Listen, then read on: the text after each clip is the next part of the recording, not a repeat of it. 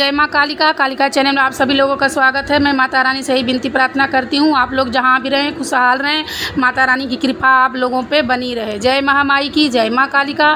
सब लोग, आप बच्चे जितने हो, जितने लोग सुन रहे हो, सब लोग बोलो जय माता की, जय माँ कालिका, जय भोलेनाथ, जय गुरुदेव। तो मैं आज इस विषय पर आप लोगों को ज्ञान देने वाली हूँ कि जो बच्चे हैं, बच्चियाँ हैं, जो माता रानी के सेवा करती हैं, पूजा करती हैं, या घर में तस्वीर आप लोग जिस भी देवी माँ की रखी हैं, तो जो आप लोग सिंदूर चढ़ाती हो उसको क्या, उस सिंदूर को क्या करना चाहिए, तो आप लोग कृपया ध्यान से सुनिए और जो मैं बता रही हूँ उसको आप अच्छे से करिए, आपको बहुत लाभ मिलेगा और आपका सब कुछ अच्छा होगा। तो जय माता की। तो आप लोग ध्यान से सुनिए जो मैं बता रही हूँ। अगर आप लोग किसी भी देवी या देवता नहीं, जो देवी लोग का जो आप लोग तस्वीर रखी हैं, नवरात्र में हो या हर रोज़ जैसे आप लोग पूजा करती हैं, तो आप लोग को जो माता रानी का सिंदूर जो आप लोग लगाती हैं, कोई मूर्ति में लगाता है, किसी के पास मूर्ति है या कोई तस्वीर फ़ोटो वाला रखा है, तो उस सिंदूर का क्या करना चाहिए।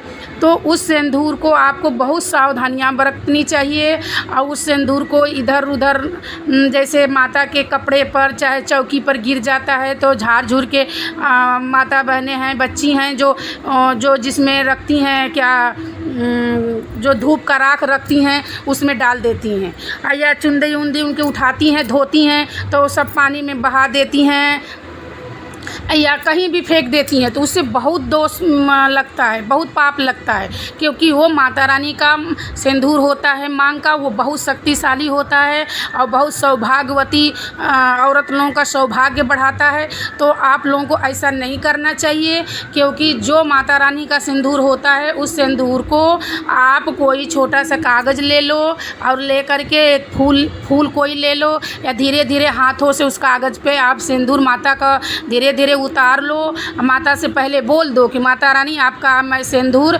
अपने काम के लिए मैं उतार रही हूँ, कृपया आप गलती हो तो क्षमा करिए, और बोल करके हाथ पैर उनका जोड़ करके अच्छे से और फिर धीरे धीरे आप सिंदूर को उतार लो। और उतारने के बाद एक कोई साफ डिब्बी रखो, उस डिब्बी में आप उस सिंदूर को सब इकट्ठा करती रहो।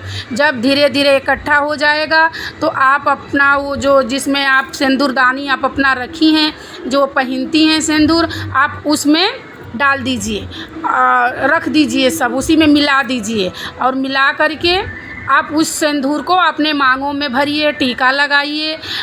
जैसे जो कुछ है आप अपने कोई कहीं जाता है तो उसको भी टीका आप दे सकती हैं, क्योंकि वो बहुत शक्तिशाली होता है, बहुत ज़्यादा शक्तिशाली, क्योंकि वो लगाने से हम लोग औरत लोग का सुहाग बढ़ता है और कोई आदमी पर कोई परेशानी नहीं आता है, कोई कष्ट नहीं जल्दी आता है, क्योंकि वो माता रानी का सिंदूर होता है, वो मांग का माता रानी का होता है।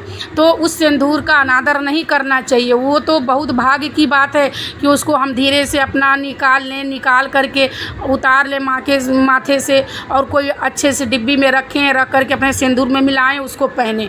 ऐसा गलती कभी नहीं करना चाहिए कि कपड़े से धीरे धीरे पोंछ दिया, कपड़े पर गिर गया, फिर चुन्नी उनका धो दिया, फिर पानी में वो बह गया। तो ऐसा गलती कभी नहीं करना चाहिए, क्योंकि ऐसा गलती करने पर माता रानी बहुत क्रोधित हो जाती हैं और क्रोधित होने के बाद वही कष्ट मिलता है और आदमी पर, बच्चन पर परेशानी आती है।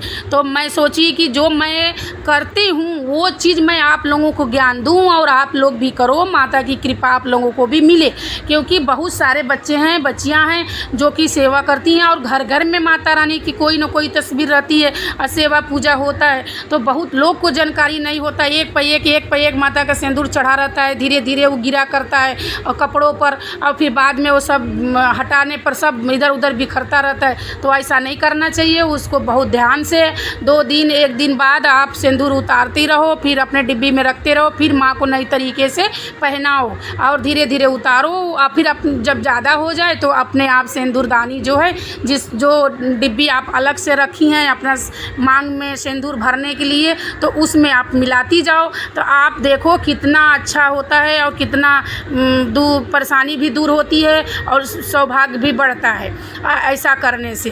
तो आप लोगों को जो अगर मेरा बताया हुआ जिस लोग को अगर अच्छा लग रहा है तो आप मेरे चैनल को सब्सक्राइब करो, बेल आइकन बटन को भी दबाओ और लाइक भी करो कि मेरा भी चैनल थोड़ा आगे बढ़े और सब लोगों को काम आए, अच्छा ज्ञान मिले। आप लोगों को सहयोग से ही मिलेगा सब लोगों को ज्ञान।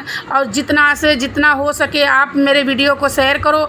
आप अपने अड़ोसी पड़ोसी जो कोई भी हो उन लोगों को आप शेयर करो कि उन लोगों को भी ज्ञान मिले, क्योंकि ज्ञान देने से और ज्ञान बांटने से ही बहुत पुण्य मिलता है, बहुत ज़्यादा पुण्य मिलता है। और मैं तो आप लोगों को एक गुरु माँ के स्वरूप में ज्ञान देती हूँ, तो आप लोगों का भी धर्म बनता है गुरु दक्षिणा के रूप में आप मुझे कुछ मत दो, मगर कम से कम मेरे वीडियो को आगे बढ़ाओ। बस इतना करो कम से कम आप लोग, तो मेरा चैनल भी आगे बढ़े, सबको ज्ञान मिले। मैं तो इसी उम्मीद से आप लोगों को ज्ञान देती हूँ कि आप लोगों को अच्छा लगे और आप लोग अच्छे से समझ जाओ और अच्छे से काम करो, कोई गलती ना करो। आप मेरी वीडियो सब आप उठा के देख लीजिएगा कि उसमें सब अच्छी ज्ञान की बातें, क्योंकि मैं हर वीडियो में आप लोगों को बोलती हूँ, बताती हूँ कि मैं कभी किताबों से पढ़ करके आप लोगों को ज्ञान नहीं देती हूँ, न किसी यूट्यूब से सीख करके देती हूँ, क्योंकि मैं माता रानी की सेवा करती हूँ। जितना मुझसे सपरता है माता रानी की सेवा करती हूँ। माता रानी जो मुझे आभास कराती हैं, जो ज्ञान देने को बताती हैं, वही ज्ञान मैं आप लोगों को भी देती हूँ और मुझसे जुड़े जितने मेरे बच्चे हैं उनको भी बताती हूँ। तो मैं उम्मीद करती हूँ कि आप लोगों को मेरा बताया हुआ ज्ञान अच्छा लगा होगा। तो जय माता की, जय माँ कालिका। माता रानी आप लोगों पे कृपा करें, भोलेनाथ कृपा करें, गुरुदेव कृपा करें। मैं यही अरदास के रूप में माता रानी से बोल रही हूँ। आप लोग जहाँ रहें खुश रहें। जय महामाई की।